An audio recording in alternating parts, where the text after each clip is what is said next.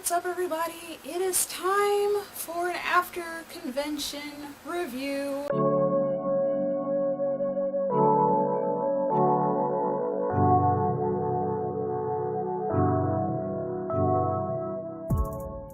Before I jump into this next installment of Screamfest 2029 of Screamfest 2019, I want to give a special shout out to my medical patrons. Thank you so much for your support. If you want to become a medical patron and, check out those little perks, the link to this in the description. You can totally hop on that. It's totally voluntary, but I do put little extra stuff there. And if you haven't done so already, please hit that subscribe button below. I post stuff here on this channel. Sometimes I post on here twice, and you'll never know when I post if you're not subscribed, especially if I'm having a hard day and I miss a week and I have to put a new video somewhere. That happens. Anyway, today I am going to be jumping into Night 2's second movie from Screamfest 2020. Why do I want to say 2029? 2019, which is The Wretched. This copy is from my job. I've been holding on to it so I can review it, and then I'm going to return it because I've already watched it and I don't want to hold on to it any longer. If you haven't seen any stuff from Screamfest, I don't know, I'll sprinkle some cards throughout the video. The last movie I reviewed was also from the same night, the second night of Screamfest, which was Trick, which stars Omar Epps. It also has Jamie Kennedy and Tom Atkins and some other lovely, talented people, and you can check that out in the card above. I'll just put the whole playlist and you can see all the movies that I reviewed. I haven't really gotten too far, but I'm working on it, as you can see, because I'm making this video.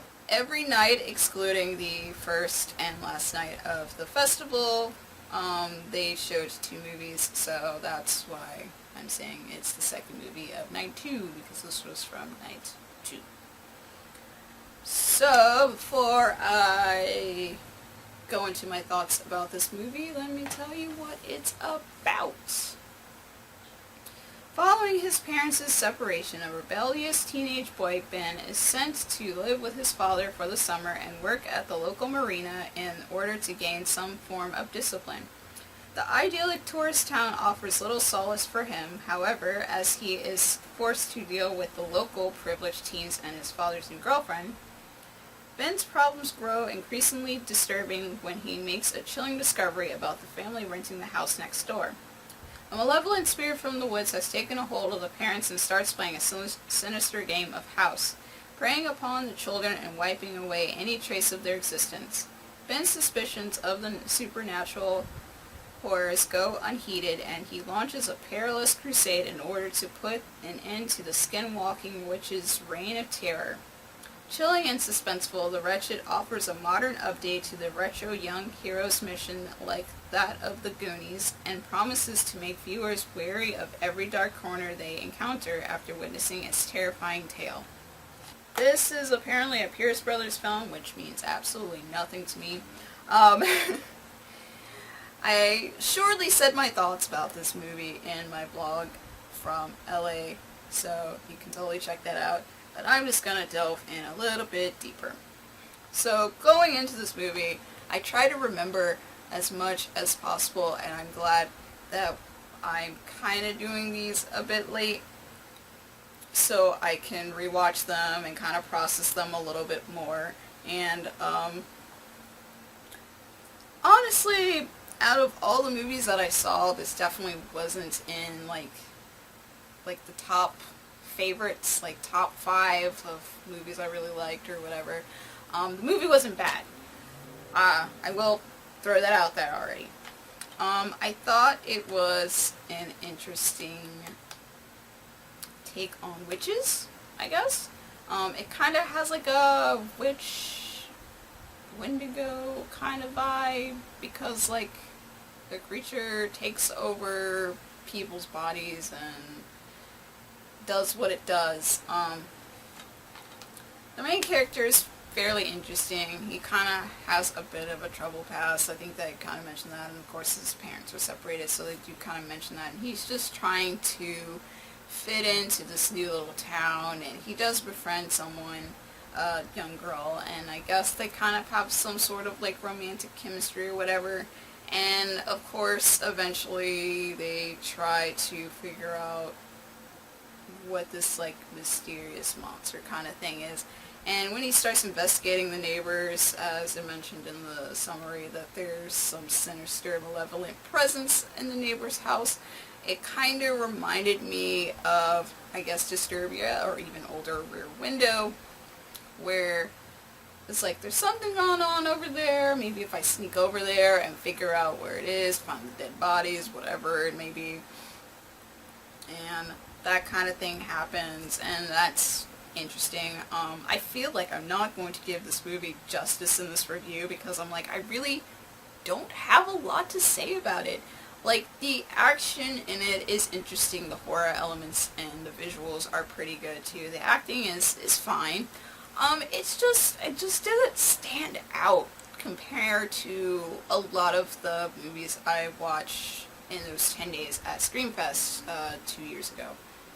And, I mean, it's not necessarily a bad thing, because I do, like I remember, like, seeing it, like, if I don't know, I have this, like, skill of, like, since I'm, like, constantly backlogged with movies or shows or whatever, if I can look at the cover or skim through a summary or watch a trailer, it'll trigger memories of what happened in that whole movie, and I'm like, oh yeah, I remember watching this and this happened. I remember kind of liking this, or I remember kind of not liking it, or oh yeah, I hated that movie, or whatever. I mean, this is a movie that I guess normally I probably wouldn't talk about, but because I watched it at a film festival, I do want to give it its spotlight. But there are movies that, like, this is all going to make sense and it's totally relevant. When it comes to me reviewing doing movie reviews, I try to pick movies that I feel like people want to hear opinions about, or especially if they're big theater movies that people are anticipating, or movies, of course, that I was anticipating and stuff. But I try to stay away from movies that are kind of, they fall in that middle gray area of like, well, I enjoyed it, but I don't think I would like watch it again kind of thing.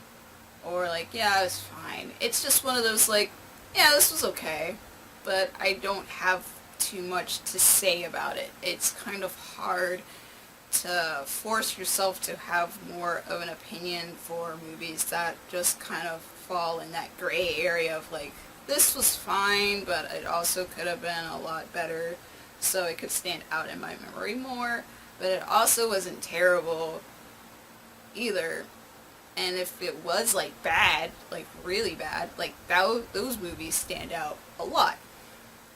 For example, I'm going to use some, like, two movies that I, like, that fall on opposite ends of the spectrum of, as something I have rated as a perfect score, 5 out of 5, and something that I have rated a 1 out of 5, and wanted to give it a 0, but I refused to give zeros. Moonlight.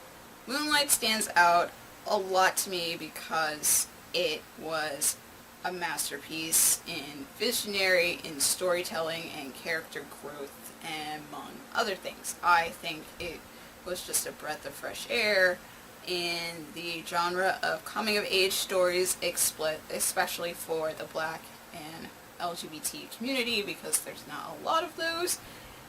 Moonlight is gold star, gold tier, 5 out of 5 for me. So that's why I talked about it twice, really. Once on this channel for an Unwrapped review, and another time on my blog for a monthly favorite. On the other end of the spectrum is a movie that pissed me off when I watched it and pissed me off again when I had to write a review about it, which was Contracted. I hated that movie. I looked forward to watching it because it looked potentially good, and I asked my job to buy this movie to add it to this collection, and when I watched it I was absolutely pissed off on how terrible it was because I hated the direction it was going and nothing made sense in the movie.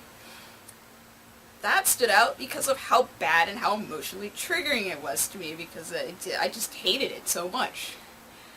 So movies that leave a strong emotional impression on you, whether it is positive or negative, like Moonlight and Contracted, you have a lot to say about them.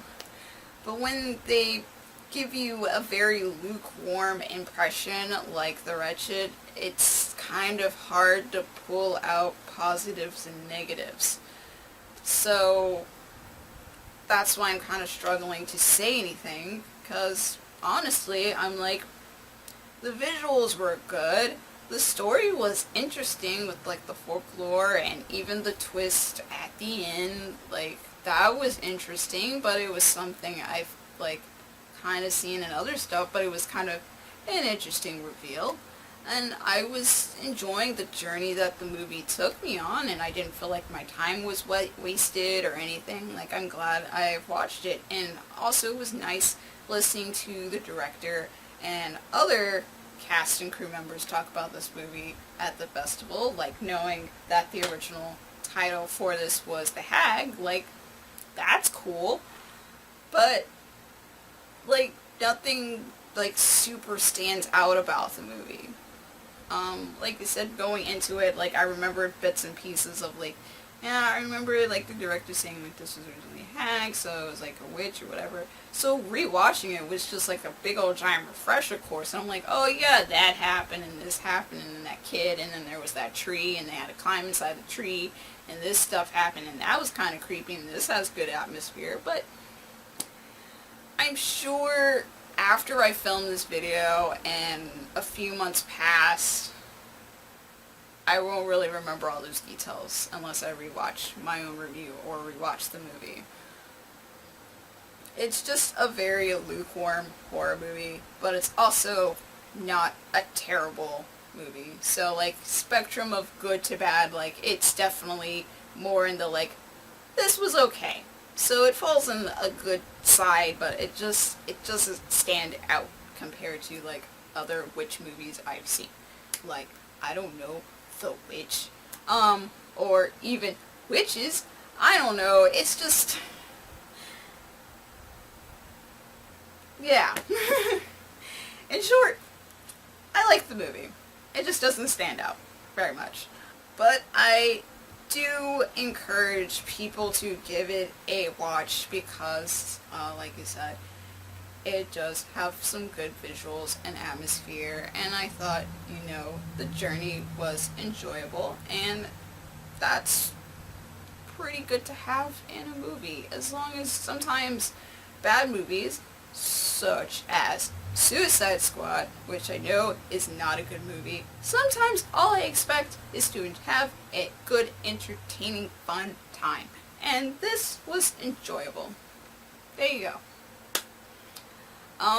If you have seen The Wretched, please give me your thoughts in the description below. I would love to hear more people's thoughts about the movie, if you had like a lukewarm feeling toward it as well. Or if you are planning on watching because of my review, I don't know. But yeah, definitely give it a chance if you are into, you know, mystical, witchy, mythology type stuff.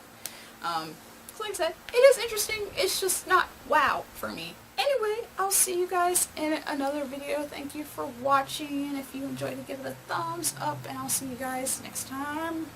Peace.